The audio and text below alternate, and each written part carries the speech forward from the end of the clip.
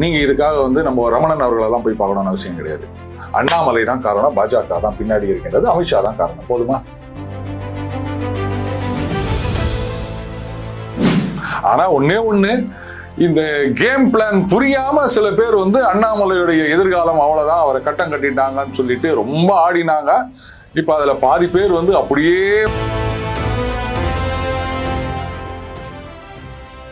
அப்ப பாஜக ஆட்சி வரக்கூடாது என்பதற்காக பாஜகவின் பிள்ளைகளுக்கு ஆதரவு கொடுக்கிறோம்.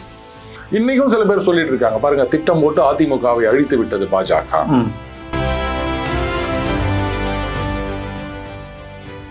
எல்லாருக்கும் விபூதி அடிச்ச எடப்பாடிக்கே விபூதி அடித்த லீமா ரோசன்ஸ் ஒரு செய்தி வந்தது.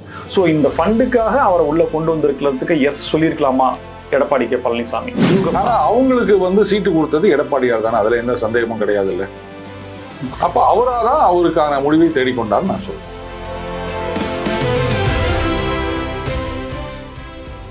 ஸ்விஃப்ட் கார் வாங்கி கொடுத்துருக்காங்க, எப்படியாவது அமைச்சர் பதவி வாங்கி. கார் ஒயிட்டா இல்ல பணம் ஒயிட்டா? பணம் ஒயிட்டு.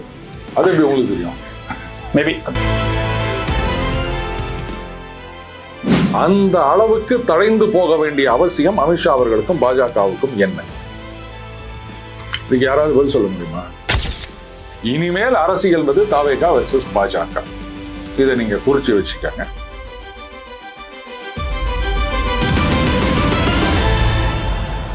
ஸ்பெக்ட்ரம் தமிழ் நேயர்களுக்கு வணக்கம். நம்மோடு அரசியல் விமர்சகர் டெய்லி பஞ்சாப் இருக்கிறார், பேசலாம் சார். வணக்கம். வணக்கம் ராம்ஸ்.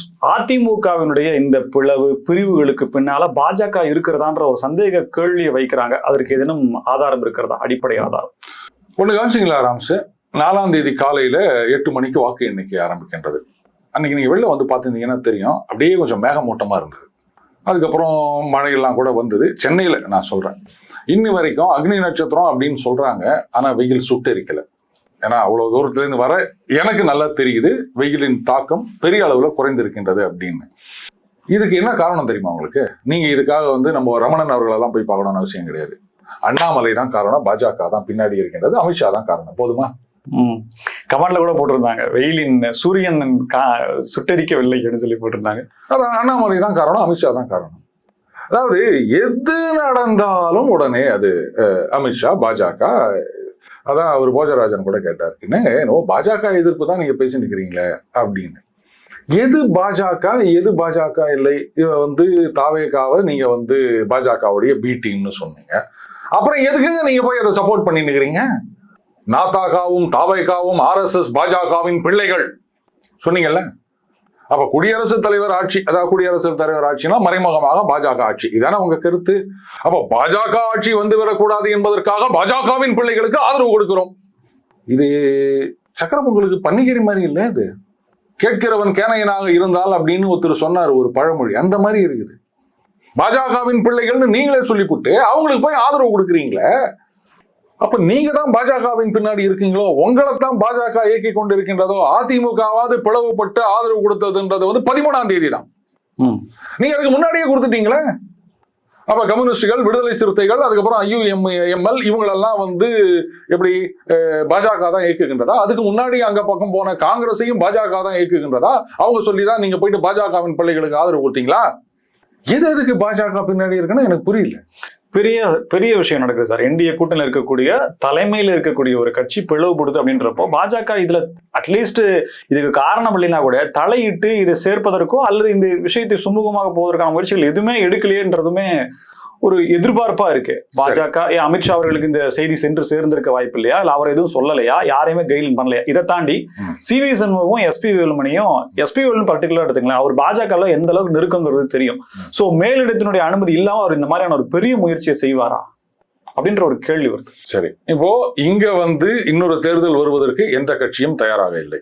கேட்டா என்ன சொல்லுவாங்க? மக்கள் தயாராக இல்லை. மக்கள் எத்தனை தடவை எலெக்ஷன் வச்சாலும் நாங்க ஓட்டு போடுறாங்க, நாங்க என்ன வேணா நான் சொன்னோம் அவங்க கிட்ட. இவங்க தயாராக இல்லை, அதுதான் அடிப்படை. அப்போ 118 அப்படின்னும் போது ஆட்சி தப்பிப்பதற்கு சரியாக இருக்கு. அதுக்காகத்தான் இந்த ஆட்சி கவுந்துடக்கூடாதுன்றதுக்காக தான் இவங்களே சொல்றாங்க எங்க கூட்டணியில இருக்காங்க, இன்னும் எங்க கூட்டணியில தான் இருக்காங்க. அவங்க போய் ஆதரவு கொடுத்துக்கிறாங்க, குடியரசுத் தலைவர் ஆட்சி வரக்கூடாது அப்படின்றதுக்காக. இவ்வளோலாம் சொல்லிட்டு நீங்களே அனுப்பிச்சு வச்ச மாதிரி கூட எடுத்துக்கலாம். அப்போ நீங்களே அனுப்பிச்சு வச்சுட்டு அப்புறம் இதுக்கு மேல 118க்கு மேல இல்ல 119 120க்கு மேல என்ன வேணும் உங்களுக்கு? 144 கொண்டு போனாலும் ஒன்றும் ஆக போறது கிடையாது. இப்ப இந்த கட்சி தாவல் தடை சட்டம், இந்த வழக்கு அதெல்லாம் வேற இருக்குது. என்ன முடிவு வரணும் அப்படின்றது தெரியும். ஒருவேளை இந்த 25 எம்எல்ஏக்கள் பதவி பறிக்கப்பட்டால் அதுக்கப்புறம் அந்த இடங்கள்ல தாவேகாவே ஆளை நிறுத்தி அவங்க ஜெயிச்சாங்க அப்படின்னு சொன்னா அதுக்கப்புறம் அந்த காங்கிரஸ் விசி தூக்கி போட்டுருவாங்க. நீங்க எல்லாம் தேவையே இல்லை அப்படின்னுவாங்க. அப்ப இதுக்கு யாரு காரணம்? சரி, அப்ப வந்து இங்க தாவேகா ஆட்சிக்கு வருவதற்காகத்தான் பாஜக இவ்வளவு பிளான் பண்ணிருக்கு அப்படின்னு வச்சுக்காங்க. இன்னைக்கும் சில பேர் சொல்லிட்டு இருக்காங்க பாருங்க, திட்டம் போட்டு அதிமுகவை அழித்து விட்டது பாஜக. சரி, அதிமுக அழிச்சிடுச்சு. அப்ப அடுத்து அதனுடைய ரிசல்ட் என்ன? தாவேகா ஸ்ட்ரென்தன் ஆகி நிக்குது. கரெக்டா? அப்ப பாஜகவுடைய பிளான் தானே இது. நீங்க ஏன் போய் முட்டு கொடுக்குறீங்க தாவேகாக்கு? பாஜக தான் திட்டம் போட்டு இங்க வந்து விஜய் அவர்களை முதலமைச்சரா உட்கார வச்சிருக்குது அப்படின்னு சொன்னா நீங்க ஏங்க அங்க போய் நிக்கிறீங்க? அப்ப ஒண்ணு பாஜக பின்னாடி இருக்குன்னு நீங்க சொல்றது பொய். இல்ல நீங்க வந்து இங்க பாஜக பின்னாடி இருந்தாலும் பரவாயில்ல அப்படின்னு நாங்க போய் ஆதரவு கொடுக்குறோம்னா அப்ப அதுக்கு வேற ஏதோ காரணம் இருக்குன்றது மெய். ரெண்டுத்துல எது பொய் மெய்ன்னு யாராவது சொல்லுவீங்களா? ஸோ சிம்பிளான கேள்வி சார். எஸ்பி வேலுமணி மேல ஏற்கனவே வழக்குகள் இருக்கு, புதிய வழக்குகள் பதியப்படுவதற்கான முகாந்திரமும் இருக்கு. ஆட்சி அதிகாரத்தில் இருக்கக்கூடிய கட்சியில அவங்க ஒரு அங்கம் வகிச்சால அப்படின்னா தான் கண்ட்ரோல் அட்லீஸ்ட் ரிக்வஸ்டாவது வைக்க முடியும்.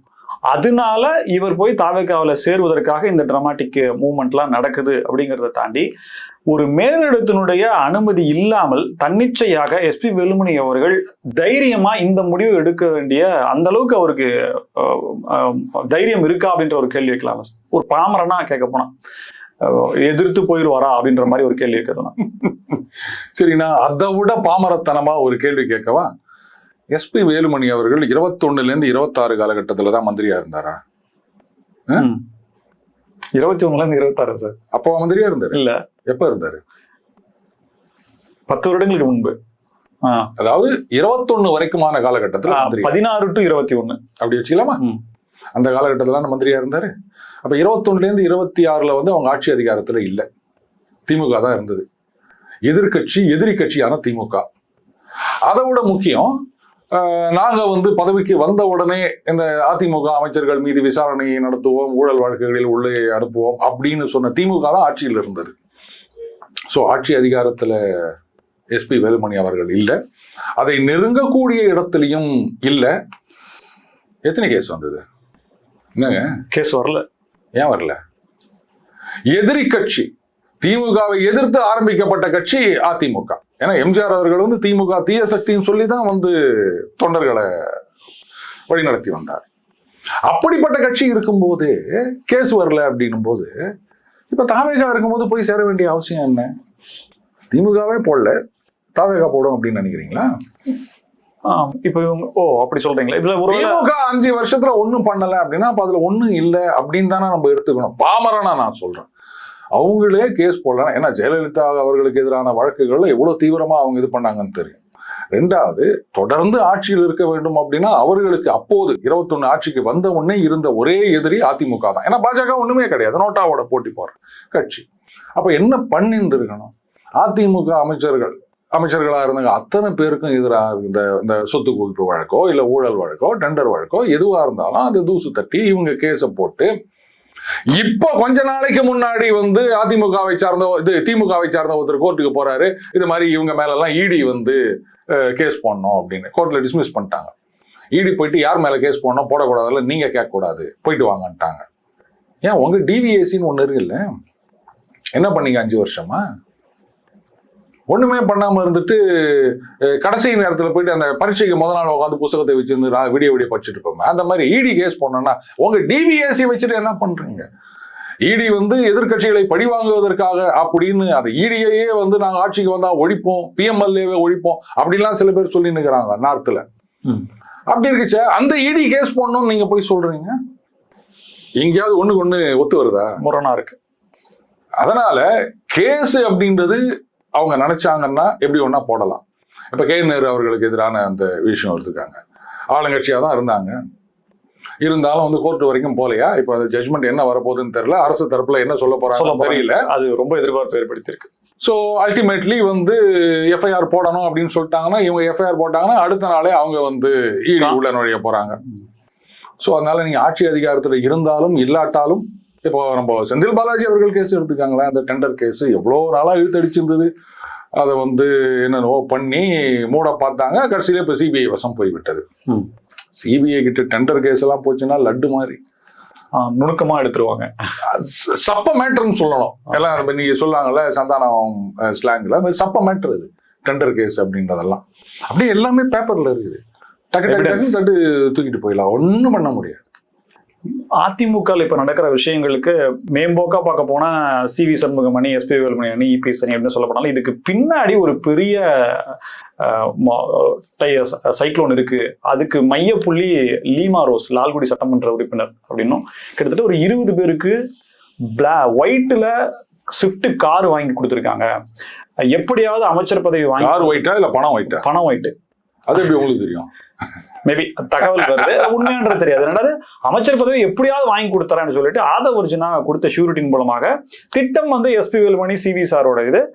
அதற்கான செலவுகள் ஒரு எம்எல்ஏக்கு 15 கோடி ஸ்வீட் பாக்ஸ் அப்படின்ற மாதிரிலாம் சொல்லப்படுது. யூக தகவலா இருந்தாலும் உண்மையா இருப்பதற்கான வாய்ப்புகள் இருக்குன்ற நம்பும்படியாக இருக்கு. ஏன்னா லிக்யூடு கேஷ் 4000 கோடி ரூபாய் வச்சிருக்கான்ற மாதிரி. இப்ப இது என்ன சார், இப்ப இந்த நடக்கிற நிகழ்வுகளுக்கு லீமா ரோஸ் ஒரு காரணமா? இல்ல 15 கோடிக்கு ஸ்வீட் பாக்ஸ் கொடுத்தா சுகர் குப்புன்னு ஏறிடுமே. எனக்கு பிரச்சனை இல்லை, நான் எவ்வளோ ஒன்றா சுகர் சாப்பிடுவேன், நமக்கு அதெல்லாம் கிடையாது. சரி இருந்துட்டு போட்டோம். பட் ஒரு விஷயம், அதாவது 15 கோடி கொடுத்தாங்களா 20 15 கோடின்றது ரொம்ப சீப்புன்னு நினைக்கிறேன் ராம்சே. இப்ப இந்த 2026 இன்னைக்கு வந்து மார்க்கெட் ட்ரெண்ட் அப்படின்னு ஒண்ணு இருக்கு இல்லையா? இப்ப இந்த இடத்துல வந்து ஸ்கொயர் ஃபீட் எவ்வளவு போகுது அப்படின்னா நம்ம சொல்லுவோம் இல்லையா? அது மாதிரி எம்எல்ஏக்களுக்கு 15 கோடின்றது ரொம்ப சீப் மாதிரி எனக்கு தோணுது. எல்லாரும் பேசிட்டு இருக்கிறத பார்க்கும்போது. சரி அது இருந்துட்டு போட்டோம். அவங்க 15 கோடி கொடுத்தாங்களா இல்ல ஒண்ணுமே கொடுக்கலையா அதெல்லாம் எனக்கு தெரியாது. ஏன்னா ஆதாரம் இல்லாமல் எதையும் நான் பேச மாட்டேன். ஆனா ஒரு விஷயம் மட்டும் ஸ்ட்ரிக்கிங் லைக் சோர்த்தம்னு சொல்லுவாங்க. முதல்ல அதிமுகவுக்கும் தாவேகாவுக்கும் பேச்சுவார்த்தை நடந்து கொண்டு இருக்கின்றது அப்படின்னு சொன்னவங்க திருமதி லீமா ரோஸ் அவர்கள். அவங்க கட்சிக்கு இப்பதான் வந்தாங்க. அவங்க கட்சியில வந்து என்ன பதவியில இருக்காங்க அப்படின்னு எனக்கு தெரியல. ஒருவேளை கோப்போசே இல்ல வந்து அந்த அபிஷியல் ஸ்போக்ஸ் பர்சன் அப்படி ஏதாவது இருக்காங்களா? அடிப்படை உறுப்பினர் லால்குடி சட்டமன்ற வந்த உடனே சீட்டு ஊத்துட்டாங்க, ஜெயிச்சிட்டாங்க. பெரிய பெரிய தலைகள் எல்லாமே தோத்து போயிருக்கும் போது இவங்க ஜெயிச்சிட்டாங்க. பட் இவங்க எப்படி சொன்னாங்க? எடப்பாடியார் பேசல, வேற யாரும் பேசல, எஸ்பி வேலுமணி அவர்கள் பேசல, இவங்க சொன்னாங்க. அதற்கு பிறகும் பல நேரங்கள்ல வந்து அவங்க இதைதான் சொல்லிட்டு இருந்தாங்க. அப்போ நீங்க கேட்டீங்களா முதல்ல பாஜக பின்னாடி இருக்கின்றதா அப்படின்னு. அப்போ இவங்க எப்படி முதல்ல இதை சொன்னாங்க, அப்படியே கன்சிஸ்டன்டா மெயின்டைன் பண்ணாங்க அப்படின்றது அவங்க யாருக்கும் தெரியலையா? இந்த இடத்துல இன்னொரு பேரும் அடிபடுது சார், அண்ணாமலை அவர்களுடைய பேரு. இதுக்கு எல்லாமே வந்து மூளையா செயல்படக்கூடியது அண்ணாமலை தான். இது அவருக்கான சான்ஸ். எனக்கு வாய்ப்பு கொடுக்கல, பாஜகவினுடைய அங்கீகாரம் தான் கட்டி எழுப்பிய பாஜக எனும் தமிழக நாட்டுல கோட்டைய செங்கலா பிரிச்சு எடுத்துட்டாங்கன்ற கோபம், அதை தாண்டி தனக்கு இழைக்கப்பட்ட அநீதி, சீட்டு கொடுக்காது, இதெல்லாம் வச்சு இதை வாய்ப்பா நடத்தி அவர் தான் சூத்திரதாரியா இருந்து லால்குடி சட்டமன்ற உறுப்பினர் வச்சு எஸ்பி வேலுமணி சிவி சண்முகத்தை வச்சு அதிமுகவை நெருக்கடிக்குள்ளாக்குறாரு. இபிஎஸ் கார்னர் பண்றார். ஸ்டோரி வருது சார். இப்ப நான் உங்களுக்கு ஒரு கேள்வி கேட்கவா?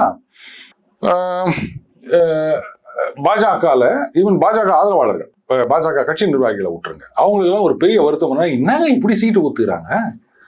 எங்க கட்சி தொண்டர்கள் சீட்டு கிடைக்கும் நம்பி வேலை பார்த்த தொகுதியெல்லாம் கட்சி கட்டிங்க, அது வின்னபிள் சீட் அப்படின்ற வேலையே வரல, இந்த மாதிரி கொடுத்து வச்சுக்கிறீங்க, இதெல்லாம் நியாயமா அப்படின்னு கேட்டாங்க. ஸோ எடப்பாடியார் தான் வந்து பாஜகவுக்கே சீட்டு ஒதுக்கினது. இவங்க என்ன கேட்டாங்கன்னதெல்லாம் தெரியாது, இவங்களும் வந்து கொடுத்ததை வாங்கின்னு வந்துட்டாங்க. ஆமா. அப்ப பாஜகவுக்கே சீட்டு ஒதுக்கினது எடப்பாடியார் அப்படின்னும் போது லீமா ரோஸ் அவர்களுக்கு லால்குடி தொகுதியில வந்து கட்சியில வந்து ஜாயின் பண்ண உடனே வந்து சட்டமன்ற வேட்பாளராக அறிவிச்சது எப்படி அண்ணாமலையா இல்ல எடப்பாடியா? எப்படி அண்ணாமலை தான் எடப்பாடி கிட்ட போயிட்டு நீங்க இந்த மாதிரி எனக்கு கொடுத்துட்டீங்க, அதனால அவங்க கட்சியை நான் உடைக்க போறேன், அதனால அவங்களுக்கு வந்து சீட்டு கொடுங்கன்னு சொன்னாரா? அதை வந்து கேட்டுட்டு எடப்பாடி உடனே சீட்டு கொடுத்தாரா? ஃபண்டு பிரச்சனை இருந்தது சார் ஏடிஎம்கேல. அதாவது கேண்டிடேட்க்கு தேர்தல் நிதிக்காக செலவு பண்ற விஷயங்கள் இருந்து லீமா ரோஸ் அவர்கள் கிட்டத்தட்ட ஒரு சர்டைன் அமௌண்ட் ஆஃப் ஃபண்டை வந்து கொடுக்கறதாக, வேட்பாளர்கள் செலவு கொடுக்கறதாக சொல்லப்பட்டது. எடப்பாடி கே பழனிசாமி கடைசி நேரத்தில் அவங்கள்ட்ட ஃபோன் பண்ணி சொல்லும்போது தேர்தல் முடிஞ்சதுக்கு அப்புறம் பாத்துக்கலாம்னு சொல்லி பேசினாங்க. எல்லாருக்கும் விபூதி அடிச்ச எடப்பாடிக்கே விபூதி அடித்த லீமா ரோஸ் ஒரு செய்தி வந்தது. ஸோ இந்த ஃபண்டுக்காக அவரை உள்ள கொண்டு வந்திருக்கிறதுக்கு எஸ் சொல்லியிருக்கலாமா எடப்பாடி கே பழனிசாமி? அது உண்மையா பொய்யான்னு எனக்கு தெரியாது. ஆனா அவங்களுக்கு வந்து சீட்டு கொடுத்தது எடப்பாடியார் தானே, அதுல எந்த சந்தேகமும் கிடையாது இல்ல. அப்ப அவராதான் அவருக்கான முடிவை தேடிக்கொண்டார் நான் சொல்லுவேன். நேத்து அக்ரி கிருஷ்ணமூர்த்தி கொடுக்குற பேட்டியிலுமே சொல்லியிருந்தாரு, ஒருத்தருக்கு சீட்டு கொடுக்கறதுக்கு முன்னாடி நிர்வாகிகள்லாம் கலந்து ஆலோசிச்சு தான் அவர் கொடுத்தாருன்ற மாதிரி சொல்றாரு. பட் அதை நம்ம இந்த இடத்துல கோட் பண்ண வேண்டிய விஷயம் உண்மையா பொய்யா பாருங்க. அவர் கலந்து ஆலோசனை பண்ணி கொடுத்தாரா இல்ல வந்து தன்னந்தனியா தன்னிச்சையா கொடுத்தாரா அதெல்லாம் தேவையில்லாத விஷயம். அவங்களுக்கு சீட்டு கொடுத்தது எடப்பாடி தான். அதுல அண்ணாமலைக்கோ பாஜகக்கோ எந்த விதமான ரோலும் இல்லை. ஒத்துக்கிறீங்களா? அப்போ இப்ப அடுத்த கட்டத்துக்கு வாங்க. இவர் தான் சீட்டு கொடுக்கிறார், அவங்க தான் கூட்டணி அப்படின்னு சொல்லி நிற்கிறாங்க. ஆனா எடப்பாடியார் அவர்களுக்கு இதுல விருப்பம் இல்லை கூட்டணியில. இப்போ அங்க ஆதரவுன்னு சொல்லிட்டு போனாங்கல்ல, அவங்களோட திருமதி லீமா ரோஸ் அவர்கள் இருக்காங்க. இப்போ சுத்தமா எடப்பாடி அவர்களே பிக்சர்ல இல்ல. அங்க போனாங்கல்ல 25 பேர், அவங்க தான் இவங்களோட ஏதோ பண்ணிருக்காங்க அப்படின்றது உங்களுக்கு தோணலையா? ஏன்னா கூட்டணி வேணாம்னு சொல்றவர் எடப்பாடியார். அப்போ எடப்பாடியார் சீட்டு கொடுத்தான்னு சொல்றீங்கன்னா, ஒருவேளை இவங்க பிரஷர் பண்ணி அவங்களுக்கு சீட்டு கொடுக்க வச்சிருந்தது அப்படி ஒரு உண்மையா இருந்திருக்கலாமே, அதையும் அவங்களுக்கு தோணல. அதனால தான் அவங்க உடனே கூட்டணின்னு சொல்றாங்க, இவங்களும் அதே மாதிரி போறாங்க. அப்ப இவங்க தான் முதல்ல இருந்தே துரந்தர் அப்படின்னு தெரியலையா அவங்களுக்கு? இந்த 25 நபர்கள் தான் ஒரு டீமா? ஏன்னா ஏற்கனவே 6 பேர் ரொம்ப போர்க்கொடி தூக்கிட்டு Thangamani, SP Velumani, C V Shanmugam எல்லாம் போய் வீட்டுல போய் பார்த்து பெரிய பிரச்சனையாச்சுன்னு சொல்லுவாங்க. அந்த 6 பேரும் இந்த 25 பேர்த்துல இருக்கிறாங்களே. அப்புறம் என்ன?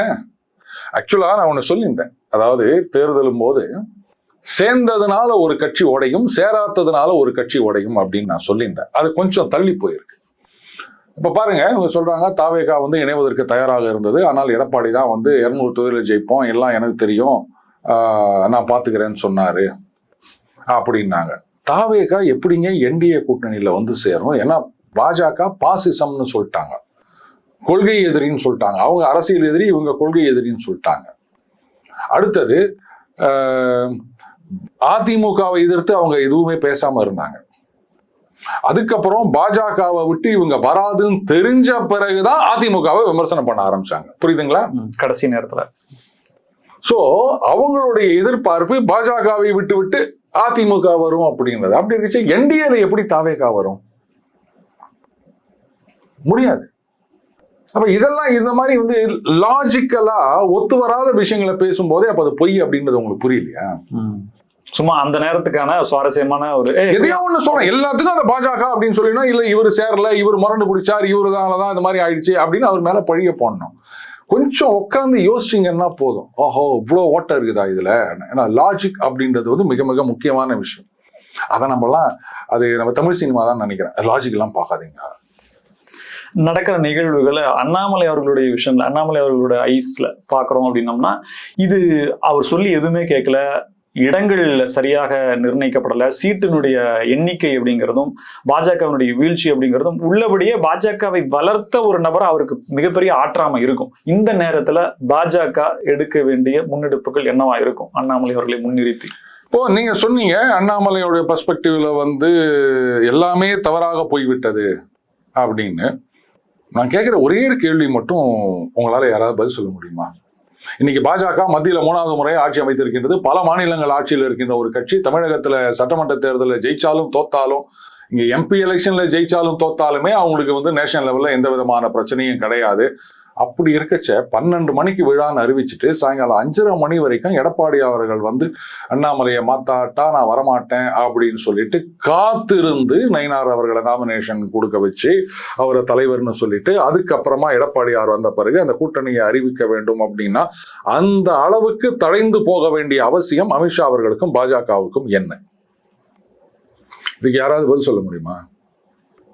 ஒருவேளை பேசியிருப்பாங்களா சார்? இபிஎஸ் ஒத்துக்கல, பிடிவாதமா இருக்காருன்றப்போ வேற வழி இல்லாம அதிமுக வேணும். அதுதாங்க அந்த கூட்டணி வேணும்னு தழிஞ்சு போனதுக்கு காரணம் என்ன? நீங்க கேட்கறதெல்லாம் புரியுது எனக்கு.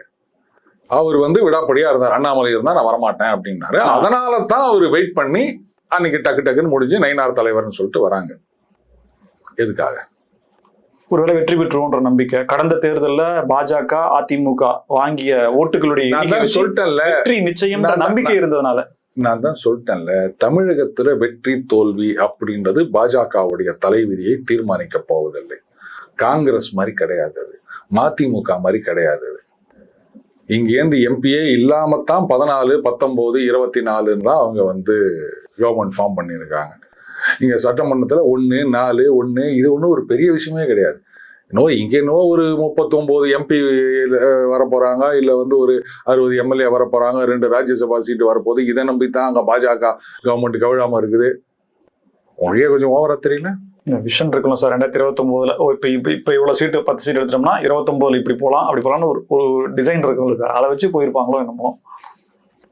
சிம்பிளா ஒண்ணு சொல்றேன், டீட்டெயிலா ரொம்பலாம் வந்து கேட்காதீங்க. IPL இருக்கு, இதுல பாத்தீங்கன்னா நம்ம அப்படியே மேல வந்துட்டு இருக்கோம், நம்மளுக்கு எதிர்க்க ஒரு டீம் வருது அப்படின்னும் போது இந்த ஒரு மேட்ச்ல நம்ம சில சமயம் தோத்துருவோம்.